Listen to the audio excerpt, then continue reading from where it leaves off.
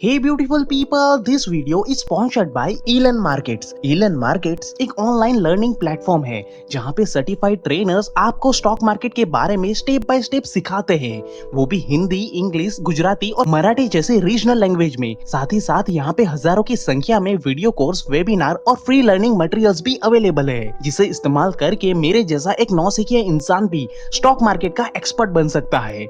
जिसके लिए आज ईलन मार्केट सिर्फ और सिर्फ फंडो प्रोग्रामिंग के यूजर्स को अपना 4000 का एक्सक्लूसिव वीडियो कोर्स फ्री में उपलब्ध करवा रहा है। साथ ही साथ आपको 3 साल का वैलिड सर्टिफिकेट भी मिलेगा। आपको बस कुछ इस तरह से इस वेबसाइट पे जाना है और हिंदी या इंग्लिश जो भी लैंग्वेज आपको पसंद हो वो सिलेक्ट करना है और यहाँ पे एनरोल करना है। जैसे कि अब मैं यहाँ पे अपने जीमेल आईडी से एनरोल कर रहा हूँ। फिर एनरोल होने के बाद यहाँ पे आपको पेमेंट का ऑप्शन आएगा, मगर आपको यहाँ पे कोई भी पेमेंट नहीं करनी है। आपको बस कुछ इस तरह से फंडो प्रोग्रामिंग का ये कूपन कोड का इस्तेमाल करना है, जिसे मैंने ऑलरेडी डिस्क्रिप्शन बॉक्स में ऐड कर दिया है। उसका इस्तेमाल करके कुछ इस तरह से ये 4000 का वीडियो कोर्स आपको बिल्कुल फ्री में ही मिल जाएगा और साथ ही साथ आपको 3 साल का वैलिड सर्टिफिकेट भी मिलेगा, जिसकी पूरी जानकारी मैंने डिस्क्रिप्शन बॉक्स में ऑलरेडी ऐड कर दी है। तो जाइए दोस्तों और अभी इस लिमिटेड ऑफर का संपूर्ण लाभ उठाइए। Hey beautiful people, welcome to Fundoo programming. मैं हूँ आपका दोस्त फंडू बॉय। दोस्तों, आचार्य चाणक्य पॉलिटिक्स, इकोनॉमी और मैनेजमेंट के एक्सपर्ट महागुरु थे, जिसकी वजह से ही वो चंद्रगुप्त के चीफ एडवाइजर भी बने थे और उन्हीं की सटीक नीतियों का इस्तेमाल करके चंद्रगुप्त ने एक अखंड भारत का निर्माण करके मौर्य डायनेस्टी की स्थापना की थी। अब मजेदार बात ये है दोस्तों कि चाणक्य की उसी नीति का इस्तेमाल आज के मॉडर्न बिजनेसमैन भी कर रहे हैं, जिनके बदौलत उन्होंने कम समय में बहुत बड़ी सफलता को हासिल किया है। तो आज मैं आपको कॉर्पोरेट चाणक्य किताब से कुछ ऐसे इंपॉर्टेंट बिजनेस लेसन बताऊंगा जो आपको एक सक्सेसफुल बिजनेस बिल्ड करने में एक सटीक सफलता दिलाएगी। तो यहाँ पे पहला प्रिंसिपल है start with love for the work. Acharya Chanakya के मुताबिक जीवन की रणभूमि में सफलता उन्हीं लोगों को मिलती है जिन्हें सही मायने में अपने काम से प्रेम होता है, क्योंकि इस दुनिया में आप चाहे जो भी काम करो वो सब काम में दुख, तकलीफें, परेशानियां, प्रॉफिट, लॉस और असफलता आती ही है।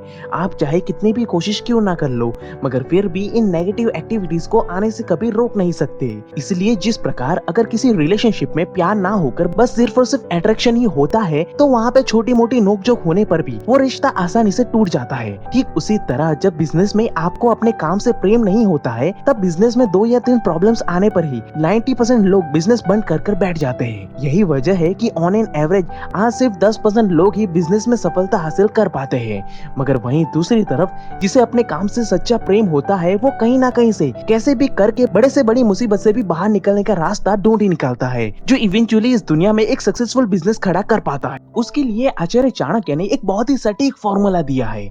आचार्य चाणक्य ये बताते हैं कि किसी भी बिजनेस या बड़ा काम शुरू करने से पहले आपको अपने आप से ये 3 सवालों के जवाब जरूर मांगने चाहिए, जिसमें पहला सवाल है मेरा लक्ष्य क्या है, यानी कि मेरा फाइनल डेस्टिनेशन पॉइंट क्या है, क्योंकि जब तक आपका फाइनल डेस्टिनेशन फिक्स नहीं होगा तब तक आप एक निर्धारित लक्ष्य को हासिल कर ही नहीं सकते।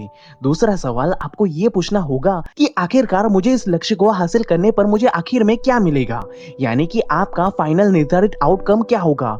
और तीसरा सवाल ये पूछना है कि मैं जो ये लक्ष्य पाना चाहता हूँ, मुझे वहां तक पहुंचने के लिए कौन कौन सी कीमत चुकानी पड़ेगी और क्या मैं वो कीमत चुकाने के लिए तैयार भी हूँ या नहीं, क्योंकि हर एक बड़ी सफलता के लिए हर एक इंसान को एक बहुत बड़ी कीमत चुकानी पड़ती है और वो कीमत होती है हार्डवर्क की, परिश्रम की, आलस की, समय की। तो अगर आप में अपने लक्ष्य के प्रति वो सभी कीमत चुकाने की क्षमता है और आपके पास इन तीनों सवालों के सटीक जवाब मौजूद है, तभी आपको बिजनेस के लिए अपना पहला कदम रणभूमि में रखना चाहिए। अब अगली नीति में आचार्य चाणक्य ये बताते हैं कि आप जो काम शुरू करने जा रहे हो उस काम को करने की आप में कार्य क्षमता है या नहीं, उस चीज की बारीकी से पुष्टि करना बहुत ही जरूरी है। नहीं तो अनजानी रणभूमि में अगर आप बिना सोचे समझे अपना कदम रखोगे तो सामने वाला दुश्मन आपकी एक ही झटके में गर्दन उड़ा देगा, और यही गलती आज के इस मॉडर्न युग में सभी लोग किए जा रहे हैं। जैसे कि 2 साल पहले मेरे एक करीबी रिश्तेदार ने बिजनेस करने के लिए बैंक से एक बड़ा सा लोन लिया था और बड़ी बड़ी मशीनें लगाकर बिजनेस स्टार्ट कर दिया, मगर 6 महीने के अंदर ही उन्हें एक बहुत ही भारी लॉस का सामना करना पड़ा था और ना चाहते हुए भी उन्हें अपना बिजनेस बंद करना पड़ा था। अब ऐसा इसलिए हुआ था क्योंकि वो नॉन बिजनेस बैकग्राउंड से बिलोंग करते थे।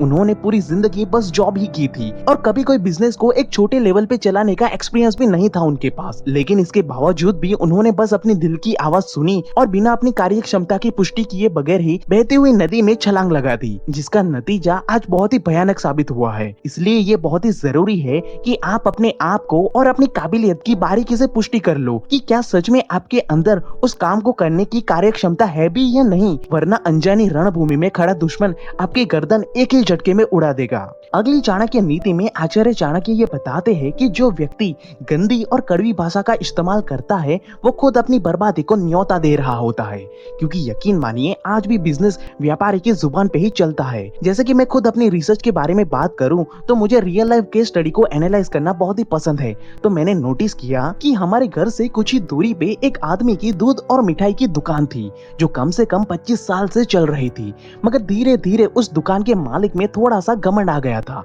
और वो कभी कभार काफी लोगों से बदतमीजी से भी बातें करता था। यहाँ तक कि उसकी दुकान में काम करने वाले नौकरों का भी रवैया कुछ ऐसा ही था। मगर आसपास कहीं और दूसरी दूध और मिठाई की दुकान नहीं थी, इसलिए सभी लोग बिना मन के भी उसी घमंडी दुकानदार से सामान खरीदते थे। मगर वहीं अब 2016 में वही नजदीकी एरिया में एक दूसरी दूध और मिठाई की दुकान खुल गई। अब भाई लोगों ने ट्राई करने के लिए ही दूसरी दुकान पे जाने लगे, तो वहाँ पे लोगों को पता चला कि वहाँ पे काम करने वाले नौकर और मालिक का स्वभाव काफी सभ्य तरीके से है। वो लोगों से प्यार से बातें करते थे और लोगों के साथ अपना रिलेशन भी मेंटेन करते थे और मिठाइयों की क्वालिटी भी अच्छी दे रहे थे। इसलिए देखते ही देखते ये बात बाकी लोगों तक भी पहुंची और दूसरी दुकान का बिजनेस आसमान छूने लगा, क्योंकि वो अच्छी क्वालिटी के प्रोडक्ट के साथ साथ लोगों को रिस्पेक्ट भी दे रहे थे। इसी की वजह से आज 2020 में एरिया के 90% लोग दूसरी वाली दुकान से ही सामान खरीदते हैं, जबकि पहली वाली दुकान का मालिक अपनी दुकान को बेचने की प्लानिंग कर रहा है। इसलिए बिजनेस की रणभूमि में आपका प्रोडक्ट भले ही चाहे कितना भी अच्छा क्यों ना हो, मगर जब तक लोगों के साथ आपके रिलेशनशिप अच्छे नहीं होंगे तब तक कोई भी आपके प्रोडक्ट नहीं खरीदेगा, और अगर खरीद भी लिया तो वो दूसरी बार वापस नहीं आएगा दोस्तों। फिर भले ही चाहे आपने अपना साम्राज्य खड़ा करने में 25 साल ही क्यों ना लगा दिए हो, मगर फिर भी उसे चुटकियों में बर्बाद होते देर नहीं लगेगी। अब इसी के ऊपर और एम्फसाइज करते हुए आचार्य चाणक्य ने एक और नीति ये बताई है कि एक इंसान को अपनी खराब परिस्थिति के लिए हो सकता है उतना धन इकट्ठा करना चाहिए, लेकिन धन से भी ज्यादा इम्पोर्टेंट है उस व्यक्ति की इज्जत। क्योंकि अगर किसी गलती की वजह से अगर आप अपना धन गवा भी दोगे तो वो आप कुछ ही समय में फिर से वापस कमा भी सकते हो, लेकिन अगर आपने गलती से भी एक बार अपनी इज्जत गवा दी तो उसे वापस कभी नहीं कमा सकते, जिसकी वजह से आपके सफलता पाने के रास्ते ऑटोमेटिकली बंद हो जाते हैं। ठीक उसी तरह एक बिजनेसमैन के लिए धन को इकट्ठा करने से भी ज्यादा जरूरी है अपने ब्रांड की इज्जत बनाए रखना, क्योंकि अगर कोई बिजनेसमैन के सामने ऐसी कोई सिचुएशन आए कि वो अपने बिजनेस या ऑर्गेनाइजेशन के नाम को बचाए या पैसे कमाए, तो ऐसी सिचुएशन में बिना सोचे समझे एक सफल बिजनेसमैन अपने ब्रांड नेम की वैल्यू को बचाना बेहतर समझेगा। इसका लाइव प्रूफ हमें तब देखने को मिला जब सैमसंग का मोबाइल सैमसंग गैलेक्सी 7 में बैटरी की कुछ गड़बड़ी की वजह से वो ब्लास्ट होने लगा था। तब सैमसंग ने पैसे की परवाह किए बगैर सबसे पहले अपनी ब्रांड की इमेज पे बचाने पे फोकस किया था और मार्केट में अपनी इज्जत बरकरार रखने के लिए बचे हुए सारे मोबाइल प्रोडक्ट्स वापस ले लिए थे और सभी कस्टमर को पूरे पैसे वापस दे दिए थे। और यही वजह है कि सैमसंग ने आज भी अपनी पकड़ मार्केट में मजबूती से बना कर के रखी है। अगली नीति में आचार्य चाणक्य ये बताते हैं कि राजा और कुछ नहीं बल्कि प्रजा का एक सेवक होता है, जिसका काम बस प्रजा की रक्षा करना और प्रजा की सेवा करना ही होना चाहिए। क्योंकि जब तक एक राजा की प्रजा उससे वफादार रहकर प्रेम नहीं करेगी तब तक वो राजा कभी एक बड़े साम्राज्य की स्थापना कर ही नहीं सकता। यही वजह है कि आचार्य चाणक्य और चंद्रगुप्त मौर्य जब किसी राज्य को युद्ध में जीत लेते थे तब वो सबसे पहले प्रजा के हित के लिए काम करना शुरू कर देते थे। जैसे कि वो प्रजा से टैक्स लेना बंद कर देते थे और सभी लोगों को निर्भयता और बिना डरे जीवन जीने के लिए सुरक्षा उपलब्ध करवाते थे, जिसकी वजह से ताकतवर और कमजोर से कमजोर इंसान भी निर्भयता से बिना डरे अपना जीवन व्यतीत कर सकता था, जिसकी वजह से लोग अपने आप ही अपने राजा से प्रेम करने लगते थे और उनके साथ मिलकर अखंड भारत की रचना करने में योगदान भी देते थे। और इसी नीति का इस्तेमाल करके आचार्य चाणक्य और चंद्रगुप्त मौर्य ने एक अखंड भारत की रचना की थी। ठीक उसी तरह जब एक बिजनेसमैन एक सेवक की तरह अपने ग्राहकों को वैल्यूएबल सर्विस उपलब्ध करवाता है तब ग्राहक भी खुले दिल से उस बिजनेसमैन का सहयोग करता है और जीवन भर वो उस बिजनेसमैन के साथ लॉयल बनकर रहता है। जैसा कि रॉयल एनफील्ड, एप्पल जैसी कंपनियों को आप खुद ये देख सकते सकते हो कि उनके ग्राहक उनके साथ कुछ इस हद तक लॉयल है कि ये कंपनी चाहे कितनी भी महंगी प्रोडक्ट क्यों ना निकाले, मगर फिर भी लोग बड़ी ही ईमानदारी के साथ उसे खरीदते हैं, क्योंकि इन सभी कंपनियों ने अपने ग्राहकों के साथ एक प्यार भरा रिश्ता बनाया है जो बाकी कंपनी कभी बना नहीं पाई। और यही उनकी सफलता का एकमात्र सिद्धांत है जो उन्हें बाकी कंपनियों से बहुत ज्यादा आगे रखता है। अगली बात चाणक्य ये बताते हैं कि management is a brain of the business. जिस प्रकार अगर आपके पास महंगे से महंगी कार हो मगर उसे चलाने वाला ड्राइवर ही बेकार हो तो वो कभी एक महंगी कार को भी ढंग से चला नहीं पाएगा। वहीं दूसरी तरफ एक हाई स्किल और ट्रेन ड्राइवर को एक नॉर्मल कार भी दे दी जाए तो वो उसे भी बहुत ही सटीकता से उबड़ खाबड़ वाले रास्ते में भी सही तरीके से चला लेगा। ठीक उसी तरह आप एक बिजनेस में भले ही चाहे कितना भी पैसा इन्वेस्ट क्यों ना कर लो, मगर उस बिजनेस को चलाने वाली मैनेजमेंट टीम ही बेकार होगी तो आपकी सालों की मेहनत पे चुटकियों में पानी फिर जाएगा। इसलिए ये बहुत ही जरूरी है कि आपके पास मैनेजमेंट की एक स्ट्रॉन्ग कोर टीम होनी ही चाहिए जो खराब से खराब हालतों में भी आपकी कंपनी को बाहर लाने की काबिलियत रखती हो।